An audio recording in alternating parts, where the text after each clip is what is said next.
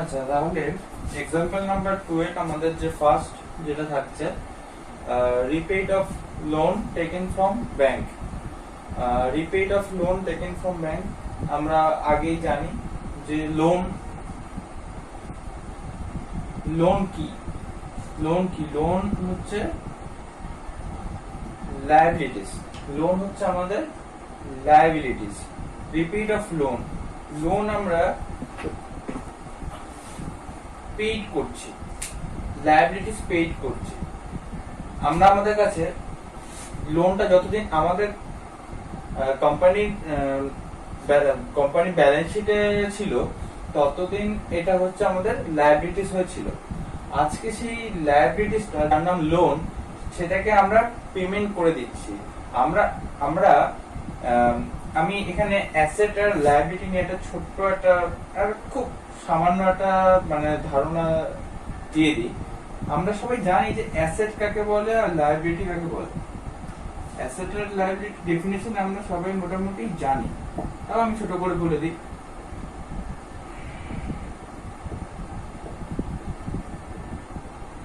Asset and liability, আমাদের company বা আমাদের ফ্যাক্টরি যখন কিছু প্রোডাকশন করে এবং আমাদের কোম্পানিকে যখন সেই প্রোডাকশন পারপাসে আমরা যে সমস্ত মেটেরিয়াল হোক বা ইকুইপমেন্টস হোক বা এনিথিং রিলেটেড টু প্রোডাকশন যেগুলো আমরা কিনে থাকি এবং যেগুলো থেকে আমরা long time benefit or short time benefit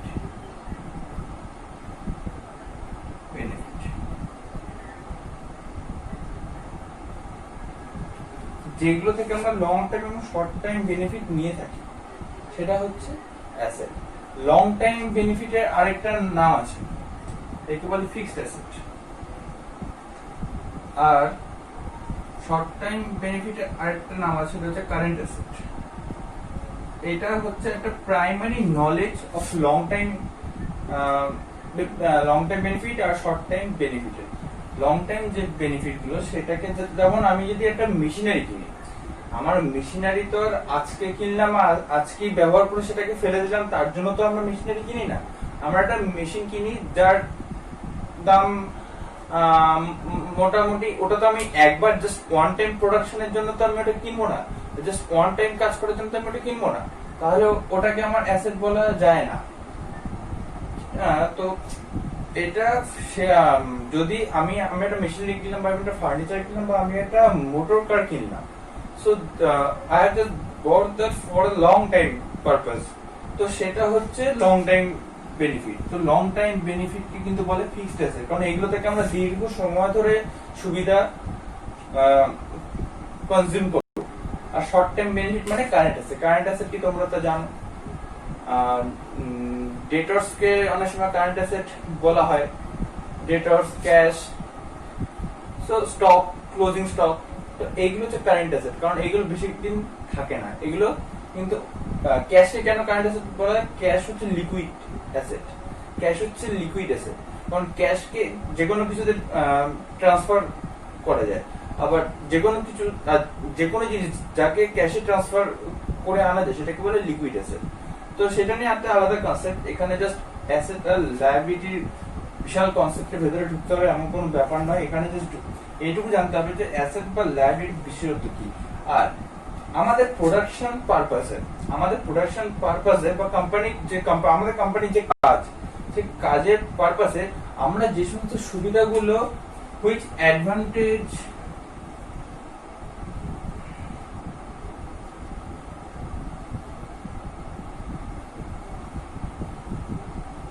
company or firm used to take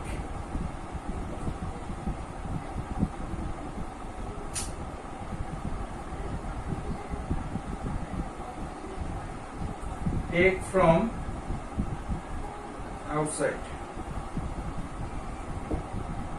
which advantage the company or firm is to take from outside.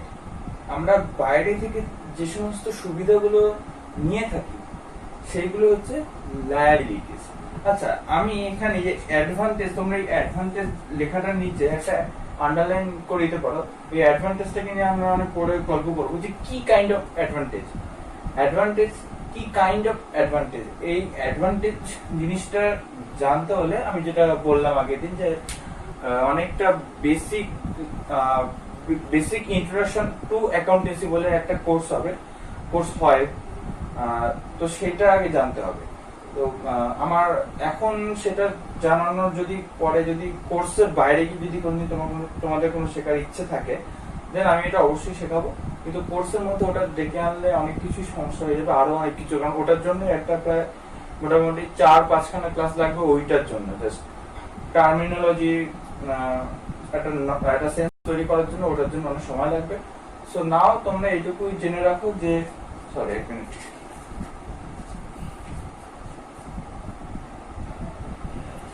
তো তোমরা এখন এইটুকু অন্তত জেনে রাখো যে advantage, which kind of advantage মানে যে ধরনের সুবিধাগুলো আমরা বাইরে থেকে নিয়ে থাকি, যারা আমার কোম্পানির নয়, যারা কোম্পানির বাইরে, তাদের থেকে যে অ্যাডভান্টেজ সেটাকে বলে লায়াবিলিটি। সাপোজ আমি একটা এক্সাম্পল আমি একটা বলেই দিই, যেমন আমাদের কোম্পানি প্রোডাকশন, যদি আমাদের ম্যানুফ্যাকচারিং কোম্পানি হয় তাহলে ম্যানুফ্যাকচারিং কোম্পানিকে মানে প্রোডাকশন করতে হয়, তো ম্যানুফ্যাকচারিং কোম্পানি মানে প্রোডাকশনের জন্য তাকে গুডস পারচেস করতে হয়, গুডস পারচেস করতে হয়, আর গুডস পারচেস করতে হয়। তো গুডস পারচেস যার থেকে করি, আর আমাদের কোম্পানির ক্ষেত্রে একটা জিনিস হয়, ছোটখাটো কোম্পানির ক্ষেত্রে কিন্তু আমরা অন ক্যাশে অনেক সময় করে থাকি, কিন্তু বড় কোম্পানির ক্ষেত্রে কোনোদিন ক্যাশে ট্রানজাকশন হয় না। ক্যাশ ট্রানজাকশন বড় কোম্পানি, কারণ এরা একসাথে দেখা গেল 16 crores সে র মেটেরিয়াল কিনলো, 16 crores এরা একসাথে ক্যাশ অন ডেলিভারিতে কোনোদিন কেউ কিনবে না, কেউ বিক্রিও করবে না, সম্ভব নয় এটা। তো সবাই এটা ক্যাশ অন, সবাই ক্রেডিটেই কেনে। সো আমাদের কোম্পানি পারচেস করলো গুডস পারচেস করলো যার দাম 16 crore, তাহলে টুডে তাহলে এই যে পারচেস করলাম, তাহলে কি এরা আমার কাছে টাকা পাবে, যে টাকা পায় তাকে আমরা কি বলি, ক্রেডিটার্স। যে টাকা পায় তাকে কি বলি, ক্রেডিটার্স। তাহলে এই গুডস পারচেসের যে সুবিধাটা আমি কার কাছে নিলাম, ক্রেডিটার্স। আর ক্রেডিটার্স কে? ক্রেডিটার্স আমার কোম্পানির আউটসাইডার। তাহলে আউটসাইডারের কাছ থেকে যে সুবিধাটা আমি নিলাম সেটাকে কি বলা হচ্ছে, লায়াবিলিটিস। আমার দায়, আমার তাকে পেমেন্ট করতে হবে, এটা আমার দায়। এটা একটা এক্সাম্পল। আরেকটা এক্সাম্পল আমি অল্প অল্প কথার মধ্যে বুঝিয়ে দিই, আমি এটা জাস্ট মুছে দিলাম, যদি তোমাদের এটা যদি লেখার দরকার হয় বা তোমরা যদি ভেবে থাকো এটা লিখবে, তাহলে এটা লিখে নিতে পারো, ভিডিওটা পজ করে নিয়ে। ঠিক আছে, আমার জায়গা এখানে ঠিক কম আছে, তাই আমাকে এখানে এটা মুছে নিতে হচ্ছে।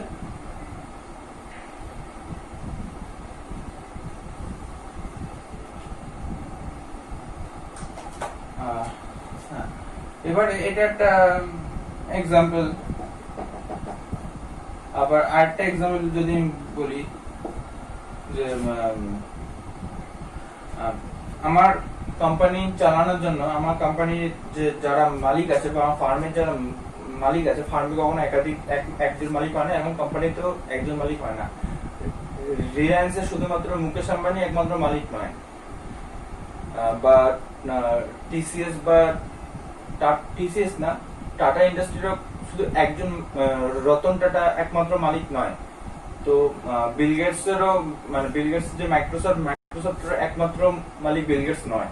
তো এরকম অনেক ব্যাপার আছে, সেসব নিয়ে আমি মোটামুটি ফিফথ সেমিস্টারে অনেকটা ক্লাস, মানে অনেকটাই পাবো। পুরো ফিফথ সেমিস্টারে যা ক্লাস অ্যাকাউন্টেন্সি সম্পূর্ণটাই হচ্ছে কোম্পানি অ্যাকাউন্টসের উপর, সেখানে অনেক বেশি ডিটেলস সবকিছু নিয়ে আলোচনা করা হবে। তো এখানে আমি আরেকটা কথা বলি, আজকে আমার একটা কোম্পানি আছে বা ফার্ম আছে, সেখানে আমাকে যারা কোম্পানির মালিক বা ফার্মের যারা মালিক, তারা সবাই মিলে কোম্পানি চালানোর জন্য যে পরিমাণ কোম্পানিতে অনেক টাকা ইন্ট্রোডিউস করলো, যে টাকাটা কোম্পানিতে তারা ইনভেস্ট করলো,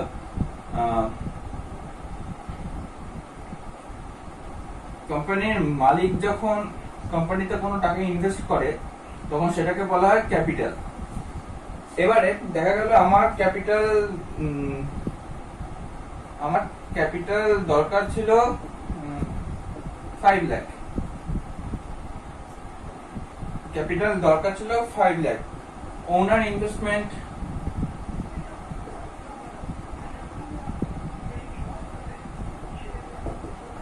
3 লাখ। কোম্পানির যারা মালিক পক্ষ তারা সবাই মিলে ইনভেস্ট করলো আমাকে আমার কোম্পানিতে 3 লাখ, কিন্তু আমার এখনো 2 লাখ দরকার। এই 2 লাখ টাকা, এই 2 লাখ ছাড়া কিন্তু আমি কোম্পানি কাজ শুরু করতে পারবো না। At that situation I have to borrow this money, I have to collect this money from outside of the company। আমার কোম্পানির বাইরে থেকে এই টাকাটা আমাকে যে করে সংগ্রহ করতে হবে। তার জন্য আমি কটা কাজ করতে পারি, তার জন্য আমি কি করতে পারি, লোন নিতে পারি ব্যাংকের থেকে। সব থেকে সহজ উপায় টাকা কালেকশন। ব্যাংকে যাবো, ব্যাংকে বলবো আমার কোম্পানির 5 লাখ টাকা ক্যাপিটাল দরকার ছিল, ওনারা 3 লাখ টাকা ক্যাপিটাল ইনভেস্ট করেছে, টাকা ইনভেস্ট করেছে, তো আমার 2 লক্ষ টাকা আমার কাছে নেই। আমার কাছে যে কোনো জোগাড় করতে হবে। ব্যাংকে বল তুমি কি লোন আমাকে দিতে পারবে? এক হয় এটা হচ্ছে 1 নাম্বার। আর 2 নাম্বার আরেকটা আছে ডিবেঞ্চার। এটা ডিবেঞ্চার লোন কি? লোন হচ্ছে ব্যাংকের থেকে যে পরিমাণ টাকা ধার নেবো সেটা হচ্ছে লোন। আর ডিবেঞ্চার কি? ডিবেঞ্চার হচ্ছে যদি আমি পাবলিকের থেকে যদি টাকা আমি ঋণ নিই, পাবলিকের থেকে আমি তোমরা শেয়ারের নাম নিশ্চয়ই জানো, শেয়ার জিনিসটা কি, সবাই মোটামুটি কম বেশি নলেজও আছে শেয়ার। তো তেমন আমি শেয়ারে ইনভেস্ট করতে পারি, কিন্তু শেয়ারের কথা আসছি না আমি এখানে, আমি ডিবেঞ্চারের কথায় আসছি। তো আমি তেমন কি করতে পারি, আমার খুব সাডেন টাকার দরকার, আমাকে 1 মাসের মধ্যে এই 2 লক্ষ টাকা জোগাড় করতে করে কোম্পানির কাজ শুরু করতে হবে। এবার দেখা গেল আমি যখন মার্কেটে শেয়ার ছাড়লাম, শেয়ার ছাড়ার জন্য অনেক রকম আমাকে কোম্পানি, তোমরা সেকেন্ড সেমিস্টারে তো জানি না পড়েছো কিনা, সেকেন্ড সেমিস্টারে পুরো যে কোম্পানি অ্যাকাউন্টস যে কোম্পানি লতে পুরো ব্যাপারটা ব্যাখ্যা আছে যে কোম্পানি শেয়ার যখন মার্কেটে ছাড়ে তাকে কি কি পসিবিলিটিস, কি কনসিডারেশন করতে হয়, সেগুলো সব ওখানে জানানো আছে। শেয়ার ছাড়াটা এত সহজ ব্যাপার না। সেই তুলনায় ডিবেঞ্চার যদি মার্কেটে আমি ছাড়তে চাই, তাহলে মার্কেট থেকে আমি সঙ্গে সঙ্গে 2 লাখ টাকা জোগাড় করে ফেলতে পারি। তো টাকা তো আমি জোগাড় করে ফেললাম, তাহলে কিন্তু একটা কথা হচ্ছে আমার ব্যাংক আমাকে কি সূত্রে বা কি ভিত্তিতে আমাকে সেই টাকা দেবে। ব্যাংকে বললাম দেখো তাই আমার 2 লাখ টাকা দরকার, তোমাকে 1 বছর পরে আমি 2 লক্ষ টাকা ফেরত দিয়ে দেবো। ব্যাংক আমাকে এটা 2020-তে আমাকে ব্যাংক বললো তুমি 2 লাখ টাকা নিয়ে যাও, তুমি 2 লক্ষ টাকা নিয়ে যাও। 2021 সালে তুমি আমাকে 2 লক্ষ টাকা ফেরত দেবে। আমি টাকা নিলাম, টাকা নিয়ে চলে এলাম ব্যাংকে, আমি আবার 21 সালে 2 লক্ষ টাকা ফেরত দিয়ে দিলাম। আচ্ছা ব্যাংকে কি কোনো লাভ হলো? ব্যাংকের 2 লক্ষ টাকা ছিল এখানে, সেই ব্যাংকের 2 লক্ষ টাকা 1 বছর পরে ফেরত দিলাম। তো কোন ব্যাংক সে তার টাকাটা আমাকে কেন দিল? কি দরকার ছিল তার অ্যাকাউন্ট থেকে বার করে আমাকে এই টাকাটা দেওয়ার? আমাকে এই টাকাটা দেওয়া তার কোনো দরকার ছিল না। তার কাছে পড়ে থাকলে ভালো হতো, বরং আরো সিকিউরিটি থাকতো। আমাকে দিলে তো আমি টাকাটা ওকে নাও ফেরত দিতে পারতাম, পরে বসে বলতাম যে ব্যাংক তুমি কে, তোমাকে তো আমি চিনি না। তো 2020 সালে আমি 2 লাখ টাকা দিলাম, 2021 সালে ব্যাংক এসে কখনই আমার থেকে এই টাকাটা নেবে না, এর থেকে আরো বেশি টাকা নেবে। যেটুকু পরিমাণ বেশি নেবে সেটুকু হচ্ছে কি এই টাকার ভাড়া, এই 2 লক্ষ টাকার ভাড়া। এই 2 লক্ষ টাকা আমার কাছে থাকার জন্য 1 বছরে যে পরিমাণ ভাড়া দিতে হয় সেই টাকারই হচ্ছে ব্যাংকের ইনকাম। ব্যাংক লোন দিয়ে ব্যাংক লোন দিয়ে ওই লোনের যে পরিমাণ ভাড়া সেটা আমার থেকে নেয়, আর সেটাকে আমরা কি বলি? সেটাকে আমরা বলি ইন্টারেস্ট।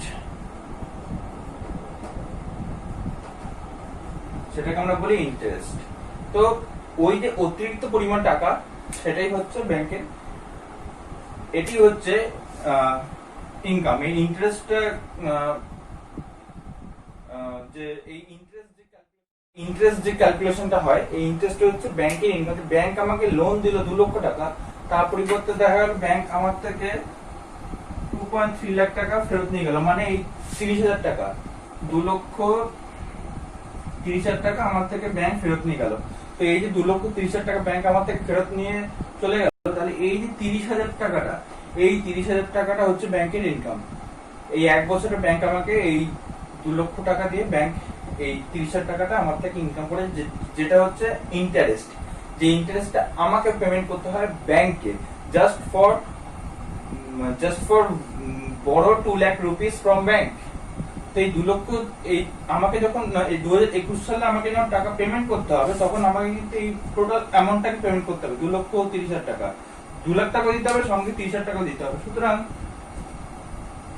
2020 সালে তো আমি ব্যাংকের থেকে 2 লাখ রুপিস লোন নিয়ে এলাম, কিন্তু আমার তো একটা দায় যে আমাকে 2021 সাল এলে তখন কিন্তু আমাকে এই 2 লক্ষ টাকা পেমেন্ট করতে হবে, সঙ্গে ইন্টারেস্টও পেমেন্ট করতে হবে। ইন্টারেস্ট কত?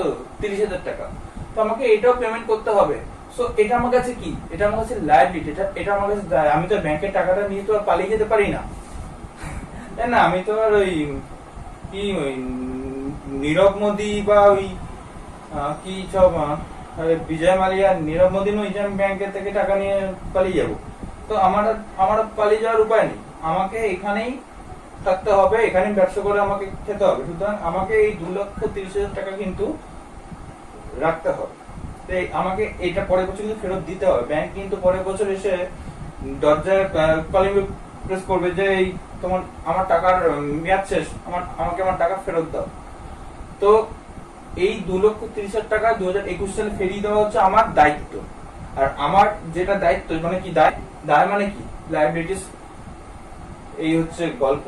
তো আমি এই যা লিখেছি এখানে, তোমরা যদি চাও সেটা লিখে নিতে পারো। আর কিছু কিছু জিনিস তোমাদের বোঝানোর জন্য আমি লিখি, যদি তোমাদের নাম মনে হয় তাহলে তোমরা মুছিয়ে দিতে পারো। আর মানে আমি মুছে দিচ্ছি, আর যদি তোমাদের দরকার পড়ে ভিডিও পজ করে এটা লিখে নিও। ওকে,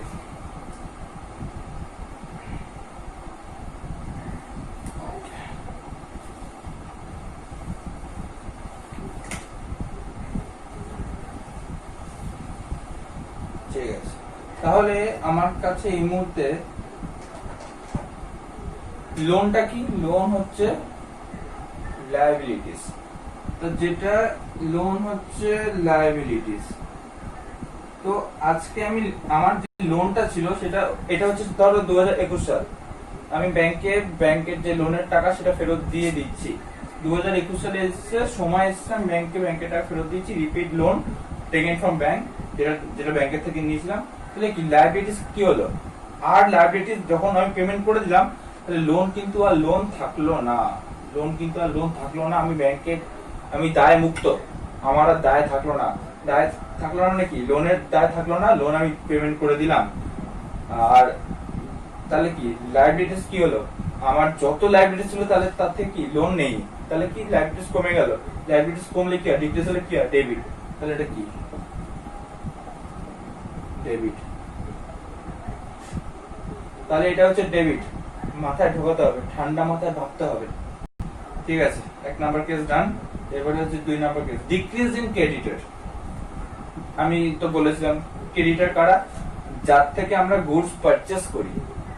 আমরা তো আমাদের এই অ্যাকাউন্টেন্সি শুরুর আগে, যদিও এটা আমার একবার বলা উচিত ছিল যে অ্যাকাউন্টেন্সি কাজ কিন্তু ক্যাশে হয় না। কোনো কাজ যদি ক্যাশে হতো, সব কাজ যদি ক্যাশে হয়, তাহলে অ্যাকাউন্টেন্সি আর থাকবেই না। সব কাজ ক্রেডিটই হতে হবে, পারচেজ এন্ড সেল ক্রেডিটই হতে হবে, তবেই কিন্তু অ্যাকাউন্টেন্সি তার পূর্ণতা পায়। তাহলে ডিক্রিজ ইন ক্রেডিট আছে, যার থেকে পারচেজ করি সেই তো ক্রেডিটার্স। তো আমি 2000, এটা আবার আমি রাফ করি, 2020 সালে আমি পারচেজ করেছিলাম, এটা এক্সাম্পল, 3 লাখ টাকার গুডস, 3 লাখ টাকার গুডস করেছিলাম। বলেছিলাম 2021 সালের মধ্যে তোমাকে যে করে হোক আমি কিছু টাকা অন্তত পেমেন্ট করে দেবই দেব। তুমি নিশ্চিন্ত থাকো। তো যে ক্রেডিটার্স বলেছিল ঠিক আছে, তুমি কিছু টাকা অন্তত পেমেন্ট করে দাও 2021 সালে, তাহলেই হবে। আমার অত প্রেশার নেই তোমাকে, আমি এত তোমাদের নতুন কোম্পানিতে আমি এত প্রেশার করবো না। 2021 সালের মধ্যে তুমি আমাকে মিনিমাম 50,000 টাকা অন্তত পেমেন্ট করে দিও আমাকে, তা না হলে কিন্তু আমার পক্ষে চালানো সম্ভব হবে না। এই কথাটা কে বললো? ক্রেডিটার্স বললো। তাহলে 2020 সালে যখন আমি এটা মানে অন ক্রেডিটে পারচেজ করলাম, বাকিতে পারচেজ করলাম, তাহলে এই 3 লাখ টাকা আমার কাছে কি হয়ে গেল? এই 3 লাখ টাকা হয়ে গেল আমার ব্যালেন্স শিটের ক্রেডিটার্স। আমি ব্যালেন্স শিটে এটা ক্রেডিটার্স বলে লিখবো 3 লাখ টাকা। 2021 সালে আমি যে ক্রেডিটার্সকে পেমেন্ট করে দিলাম, উনি বলেছিলেন 50,000 টাকা। আমার 2021 সালে বিপুল পরিমাণ প্রফিট হচ্ছে, হিউজ অ্যামাউন্টের প্রফিট। আমি যে 50,000 টাকা না, একে 1 লাখ টাকা পেমেন্ট করে দাও, তাহলে 2020 সালে ক্রেডিটার ছিল কত? 3 লাখ। 2021 সালে 1 লাখ টাকা পেমেন্ট করে দেন, তাহলে 2021 সালে রেস্ট অফ ক্রেডিটার্স কত? 2021 সালে আমার তাহলে ক্রেডিটার্স থেকে গেল কত? 2 লাখ। 3 লাখ মাইনাস 1 লাখ থেকে গেল 2 লাখ।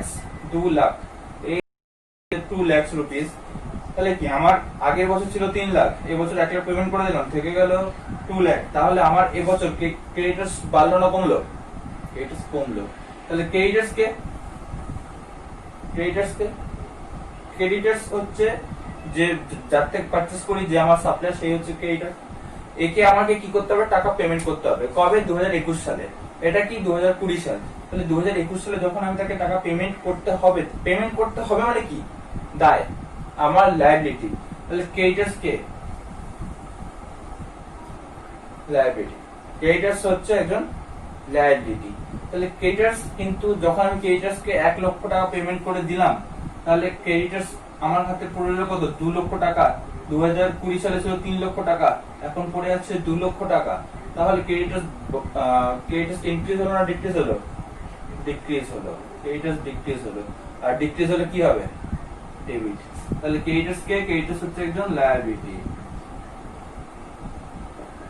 আর তাহলে ক্রেডিটার্স ডিক্রিজ হলে কি হয়? ক্রেডিটার্স ডিক্রিজ হলে হয় ডেবিট।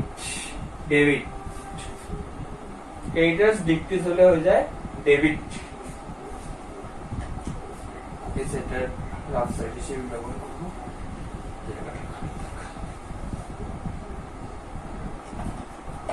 ক্রেডিটার্স ডিক্রিজ হয়ে গেল মানে এটা debit.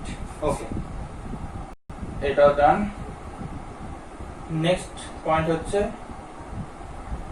Increase in beans payable. আচ্ছা, বিলস পেবল কি? বিলস পেবল সম্বন্ধে, বিলস পেবল হচ্ছে ক্রেডিট, মানে এটা হচ্ছে creditors related to payment. Bills payable. তার বিলস পেবল হচ্ছে কি? আমি যখন ক্রেডিটার্সকে যখন আমি আবার আগের এক্সাম্পল ফিরে যাই। 2020 সাল আমি পারচেজ করেছিলাম 3 লাখ। 2021 সালে আমি বলেছিলাম তাকে আমি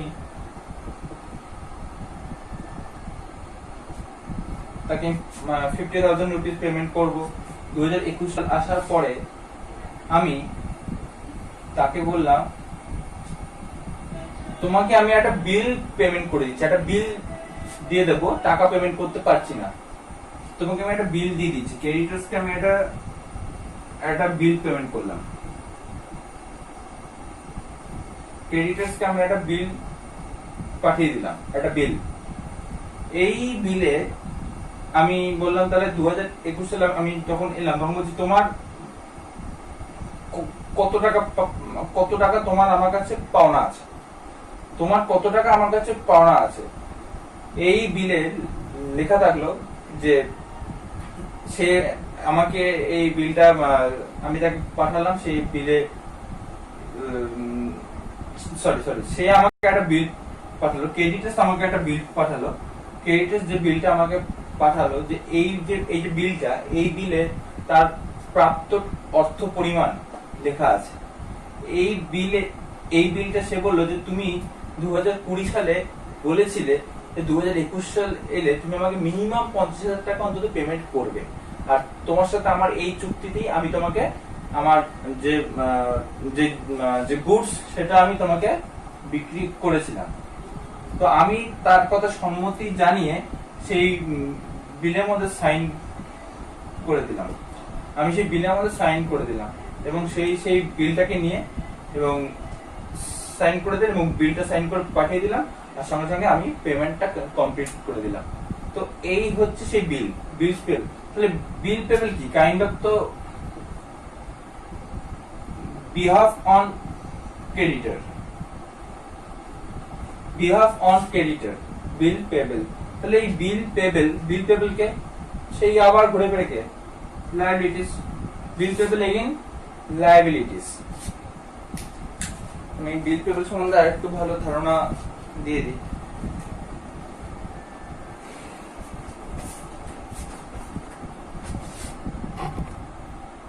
আচ্ছা, তো বিলস পেবল কি? বিলস পেবল হচ্ছে লায়াবিলিটিস।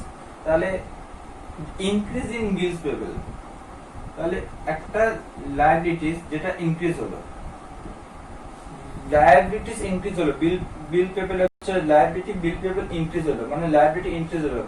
লায়াবিলিটি ইনক্রিজ হলো কি হয়? ক্রেডিট। লায়াবিলিটি ইনক্রিজ মানে ক্রেডিট। ওকে, লায়াবিলিটি ইনক্রিজ মানে ক্রেডিট। ঠিক আছে।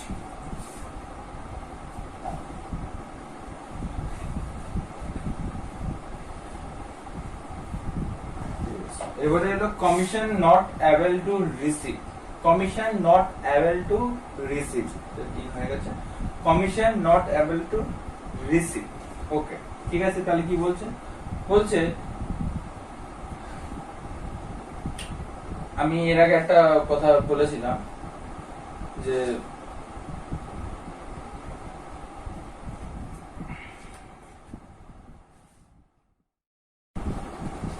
আচ্ছা, আমি এর আগে একটা কথা বলেছিলাম যে এই যে এবার আসি আমরা number 4 A, commission not able to receive.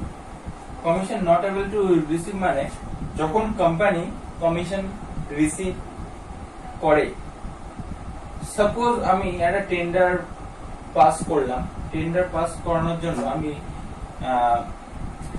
কোন একটা কোম্পানি টেন্ডার গভর্নমেন্ট থেকে একটা কোন একটা প্রজেক্টে কাজ হচ্ছে, সে প্রজেক্টের টেন্ডার হলো, তো আমি আমার কোম্পানি এক্স লিমিটেড গিয়ে সেই টেন্ডারটাকে অকুপাই করলো গভর্নমেন্ট থেকে, যে করলো। আমি সেই টেন্ডারটাকে নিয়ে এবার আমি কি করলাম, আমি গিয়ে সেটা সেই টেন্ডারটাকে আরেকজনকে দিয়ে দিলাম। ধরো এটাই হচ্ছে আমার কোম্পানির বিজনেস, যে টেন্ডার আমার সাথে গভর্নমেন্টের কোনো লোকজনের চেনাশোনা আছে, সে টেন্ডার পাস হলে আমাকে দিয়ে দেয় টেন্ডারটা আমি পেয়ে গেলাম, আমি সঙ্গে সঙ্গে সেটাকে নিয়ে অন্য কোনো একটা কোম্পানিকে সেটা আমি দিয়ে দিলাম যে কাজটা তুমি করো, অন বিহাফ অফ মি, আমার কোম্পানি হয়ে কাজটা তুমি করো, অন্য একটা কোম্পানিকে দিলাম। আর গভর্নমেন্টের খাতায় কিন্তু এইটাই লিখিত হবে যে তাহলে টেন্ডারটাকে কে অকুপাই করলো, টেন্ডারটাকে অকুপাই করলো কে? X limited. আর আমি এই কাজটাকে নিয়ে দিয়ে দিলাম অন্য একটা কোম্পানিকে। আমি বললাম তোমার কোম্পানি এই কাজটা করবে, তোমার কোম্পানি এই প্রজেক্টের কাজটা করবে, কিন্তু এই টেন্ডারটা হিসাবে তুমি গভর্নমেন্ট থেকে যা পেমেন্ট পাবে তার কমিশন আমাকে দিতে হবে। ওটা কিন্তু আমার ইনকাম, তোমাকে আমি দিচ্ছি। দেখো আজকে আমি তোমাকে সুযোগ করে দিচ্ছি, তুমি এই গভর্নমেন্টের এই টেন্ডারে কাজ করো, তুমি সেই সুযোগটা কার থেকে পাচ্ছ? তুমি যদি নিজে যদি টেন্ডার আনতে যাও, তোমাকে কেউ কিন্তু দেবে না টেন্ডারটা। আমার চেনাশোনা আছে, আমার ওখানে ক্ষমতা আছে, আমি এখানে ক্ষমতা প্রয়োগ খাটিয়ে এক্স লিমিটেড কোম্পানি যে তোমাকে এই টেন্ডারটা তোমার হাতে দিয়ে দিল। কিন্তু তুমি যদি আমাকে এই টেন্ডারের জন্য তুমি তো একটা হিউজ পরিমাণ পেমেন্ট পাবে গভর্নমেন্টের থেকে, তো তুমি যদি আমাকে সেই টাকাটা যদি না দাও, তুমি যদি আমাকে সেই টাকা অংশ না দাও, ভাগ না দাও, তাহলে আমার কি ইন্টারেস্ট যে তোমার কোম্পানিকে আমি রোজ এভাবে আমি ওখানে গিয়ে ঝামেলা করে একটা টেন্ডার এনে তোমাকে আমি দিয়ে দেবো? আমার দরকার নেই। তাহলে ওইভাবে তো বিজনেস হয় না। তাহলে ওই কোম্পানি ওই কোম্পানি থেকে যারা টেন্ডার পেলো আর এক্স লিমিটেড টেন্ডার পেলো, এবং টেন্ডার পাওয়ার পরে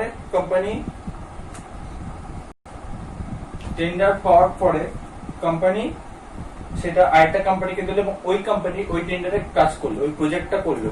তো প্রজেক্ট করার পরে সেই কোম্পানি কি হলো, কমিশন রিসিভ করতে পারেনি, due to any reason commission receive করতে পারেনি। হয়তো যে কোম্পানিকে টেন্ডার পাস করেছে সে তারা প্রজেক্ট শেষ করে উঠতে পারেনি, বা এনি আদার কোন রিজনে, বা তারা হয়তো এখনো পর্যন্ত পেমেন্ট পায়নি, বা তারা আমার সাথে বিট্রে করলো, তারা আমাকে ঠকালো, তারা বললো যে তুমি কে, তোমাকে চিনি না। এদিকে তাদেরকে টেন্ডারটা এনে দিয়েছে আমি, কাজ করার যে সুযোগটা দিলাম আমি, করে দিলাম আমি, আর সে বলে তোমাকে আমি চিনি না, তোমাকে আমি কিসের কমিশন দেবো। তো সে আমাকে বিট্রে করলো, commission not avail to receive. আমি তো এখানে কোনো কাজ করছি না, আমি জাস্ট যাচ্ছি কমিশনটাকে, আমি জাস্ট টেন্ডারটা অকুপাই করছি, সেই কোম্পানিকে দিচ্ছি, সেই কোম্পানি এর উপরে কাজ করছে, গভর্নমেন্ট থেকে সে পেমেন্ট পাচ্ছে, পেমেন্ট পেয়ে সে আমাকে তার কমিশন দিচ্ছে, কমিশন, কিন্তু সে কমিশন আমাকে পেমেন্ট করেনি, commission not avail to receive, আমার কাছে আর এলো না কমিশনটা। তাহলে কি কমিশন কি আমার কাছে, কমিশন এক্স লিমিটেড কোম্পানির কাছে কি, এক্স লিমিটেডের কাছে কমিশন হচ্ছে ইনকাম। ইনকাম যদি এই যে ইনকাম সুন্দর করে এখানে সার্কেল করে গেছি, ইনকাম যদি আমার কাছে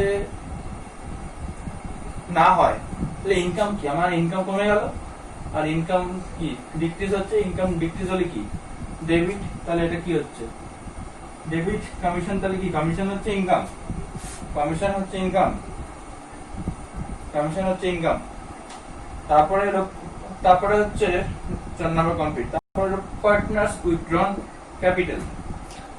আমাদের ফার্মে আমি যেটা বললাম, কোন একটা বড় প্রতিষ্ঠান তৈরি করতে গেলে বা বড় ফার্ম তৈরি করতে গেলে কখনো একজন মালিকের পক্ষে সেই টাকা কখনো দেওয়া সম্ভব নয়।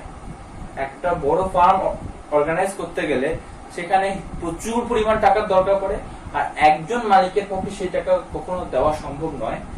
এবারে সেই কোম্পানিটা হয়ে গেল ফার্ম, বা তারা ঠিক করলো যে এবারে আরো আশপাশ থেকে এক্স লিমিটেড যে কোম্পানি, যেটা কাজ করতে করতে একসময় এক বিরাট জায়গায় পৌঁছে গেছে, যাতে প্রচুর টাকা প্রোডাকশন হচ্ছে, এক্স লিমিটেড যে একজন মালিক সে বলে আমার এই পক্ষে আর একা প্রোডাকশনটা টেনে নিয়ে যাওয়া সম্ভব নয়, এত হিউজ পরিমাণ প্রোডাকশনের দায়ভার আমি নিতে পারছি না, আরো কিছু আমার মেম্বার দরকার, আরো কিছু আমার মালিক পক্ষ দরকার যারা একসাথে হয়ে এটা কাজ করবে। আমাদের কোম্পানি ভীষণ উন্নতি করছে এক্স লিমিটেড, আমাদের কোম্পানিকে দেখে আরো যারা বড় বড় শিল্পপতিরা দিল যে না এই কোম্পানির সাথে বিজনেস করলে আমাদের প্রফিটই হবে। যেমন আমাদের এখানেও যেমন যদি বলি যে কিছুদিন আগে রিলায়েন্সে, না রিলায়েন্স যে আমাদের যে সিম ব্যবহার করি জিওতে কিছুদিন আগে ইনভেস্ট করেছে আমেরিকা থেকে, যার গুগল আমাদেরকে ইনভেস্ট করেছে এই জিওতে। তো গুগলের ইনভেস্টমেন্ট করেছে জিওতে, গুগল কেন ইনভেস্ট করেছে, গুগল দেখেছে তাহলে এখানে প্রফিট আছে, এরা বিজনেস করে এখানে প্রফিট আর্ন করছে, হিউজ পরিমাণ প্রফিট, তাহলে এই প্রফিটের অংশীদার যেন আমরাও হই। গুগল তো নিজের ইনকামের জন্য জিওতে ইনভেস্ট করলো, আর জিওতে ইনভেস্ট করা কি হলো, মুকেশ আম্বানি যে একাই জিওর কর্ণধার ছিল, তার যে প্রফিটটা এবার শেয়ার হয়ে গেল, তার প্রফিটের আরেকজন ভাগিদার এলো, সে হচ্ছে গুগল। তোমরা সবাই এটা জানো, সে হচ্ছে গুগল, যারা এখন জিওর প্রফিটের ভাগিদার, কারণ তারা জিওতে প্রচুর টাকা ইনভেস্ট করেছে। ওকে, তো তেমনই একজন আমাদের এক্স লিমিটেড কোম্পানিতে একজন পার্টনার যে কিছু টাকা ইনভেস্ট করেছিল, সেই পার্টনার ভদ্রলোক এসে বলছে দেখুন আমি আর এই কোম্পানিতে আর টাকা খাটাবো না, আমার টাকা যেটা ছিল ক্যাপিটাল আমি আমার টাকাটা তুলে নেবো, আমাদের কিচ্ছু করার নেই। যদি কোনো পার্টনার এসে বলে আমি টাকা তুলে নেবো, তাহলে তার টাকা তাকে ফিরিয়ে দেওয়া হবে। তো তেমন করেই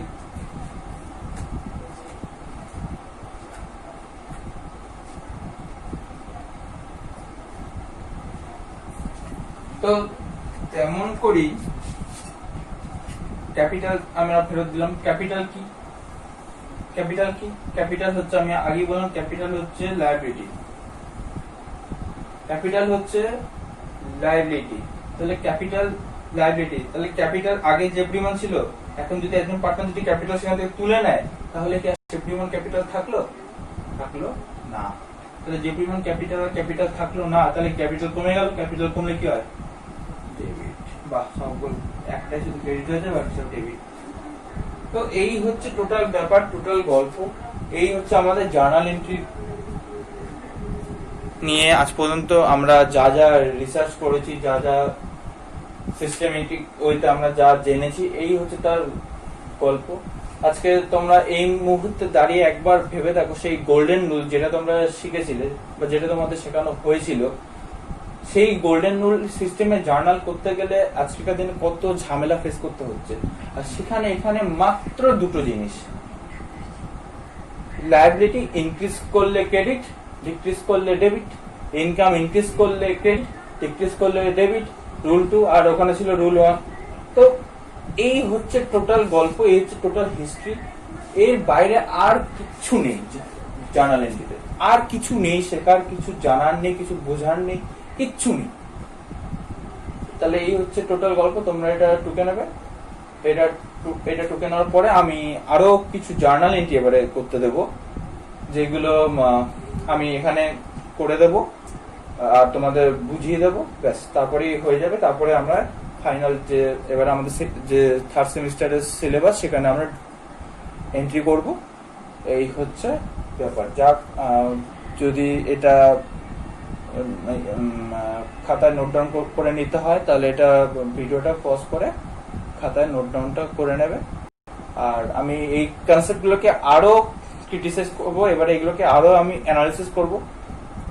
করে নিলে তোমাদের জার্নাল এন্ট্রি সম্বন্ধে মানে যা কনফিউশন এতদিন ধরে হয়ে আছে, তার অনেকটাই কাটিয়ে ফেলবে। আর সেটা কাটিয়ে ফেলতে পারলে খুব তাড়াতাড়ি তাহলে আমরা চ্যাপ্টারে এন্ট্রি করবো। আর চ্যাপ্টার আর এই কনসেপ্টগুলো ক্লিয়ার হলে আর আমার মনে হয় না কোনো চ্যাপ্টার শেখা টাফ অ্যাকাউন্টেন্সির। So that's all.